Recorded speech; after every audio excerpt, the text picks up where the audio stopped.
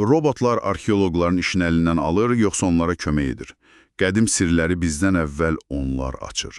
1 və 0-a xoş gəlmisiniz. Bugünkü dərin araşdırmamızda süni intellekt və robot texnologiyalarının arxeologiya sahəsinin necə dəyişdiyinə baxacaq. Görəsən, keçmişi anlamağımız üçün hansı yeni, necə deyim, üfüqlər açır bu texnologiyalar?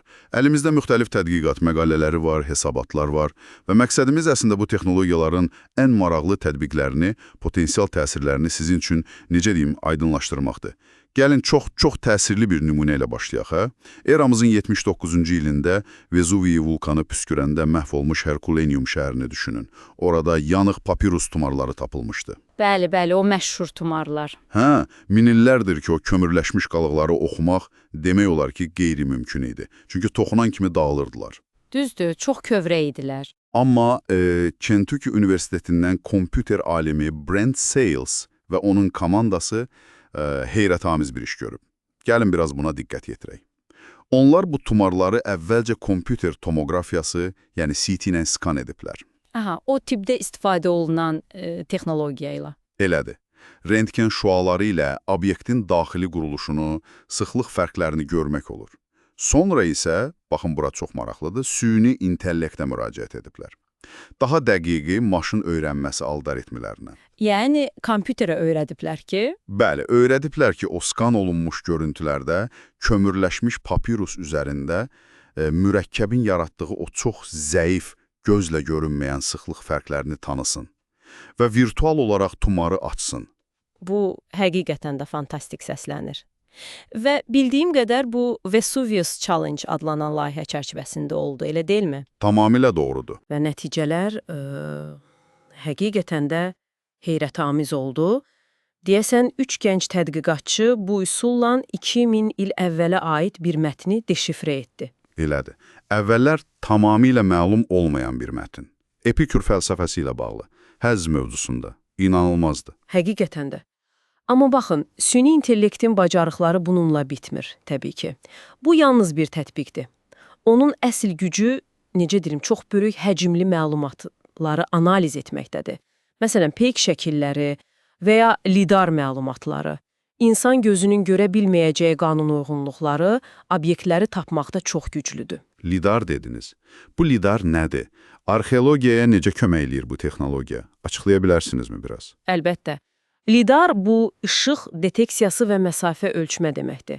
Yəni, lazer impulsları göndərir yer səthinə və qayıdan siqnallara əsasən yerin olduqca detallı, 3 ölçülü, yəni 3D xəritəsini yaradır. Çox dəqiq olur yəqin ki. Bəli, çox dəqiq. Amma ən mühüm cəhəti bilirsiniz nədir? Lidar sıx meşə örtüyünün, bitki örtüyünün altını görə bilir. Lazer şüaları yarpaqların arasından keçib yerə çatır və qayıdır. Bu çox maraqlıdır. Deməli, cəngəlliklərdə gizlənmiş qədim şəhərləri tapmalı olar. Məhz elə. Əvvəllər bunun üçün illərlə əziyyət çəkilirdi, amma indi lidar sayəsində Kambodjadakı Angkor Wat kompleksinin ətrafındakı böyük şəhər strukturları tapıldı. Doğrudan? Bəli, yaxud İngiltərədə Stonehenge yaxınlığında yeni əvvəllər bilinməyən abidələr aşkarlandı.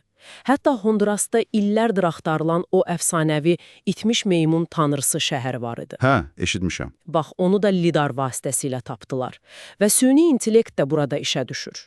Bu nəhəng lidar məlumatlarını götürür, analiz edir və gizli arxeoloji obyektlərin yerini çox yüksək dəqiqliklə müəyyən edir.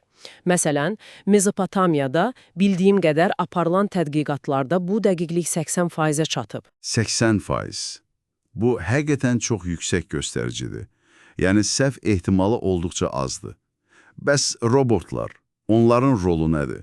Xüsusilə də, məsələn, suyun altında işləmək insanlar üçün çox təhlükəlidir axı. Elədir. Sualtı arxeologiya robotların tətbiqi üçün, necə deyim, ideal bir sahədir. Burada xüsusilə diqqət çəkən bir nümunə var. Fransada hazırlanan Arthur adlı uzaqdan idarə olunan sualtı aparatı, yəni OROV. Arthur. Maraqlı addır. Nə bacarır bu Arthur? Bu robot təsəvvür edin, 2500 metr dərinliyə enə bilir. 2,5 kilometr. İnanılmazdır. Bəli, və onun üstünlükləri çoxdur. Yüksək keyfiyyətli kameraları var, canlı görüntü ötürür, ətrafın 3D modellərini yarada bilir, Amma məncə ən heyrətamiz cəhəti onun manipulyator qollarıdır. Çox həssasdırlar. Yəni əşyaları götürə bilir, zədələmədən. Tamamilə.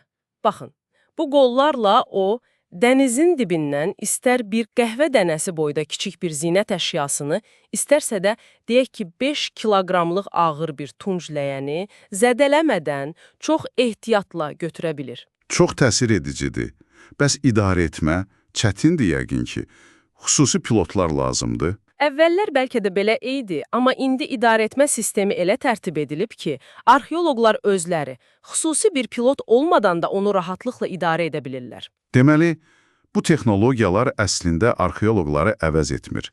Onlara sadəcə kömək edir. Sanki yeni əllər verir, yeni gözlər verir, eləmi? Tamamilə doğrudur. Baxın, dərin sulara enmək, kimi təhlükəli işləri ya da saatlarla peyk və ya lidar görüntülərini analiz etmək kimi çox yorucu, zəhmət tələb edən işləri bu texnologiyalar öz üzərinə götürür. Bu da arxeoloqlara vaxt qazandırır ki. Bəli, vaxt və enerji qazandırır ki, onlar əsas işlərinə fokuslansınlar, yəni tapıntıların interpretasiyasına.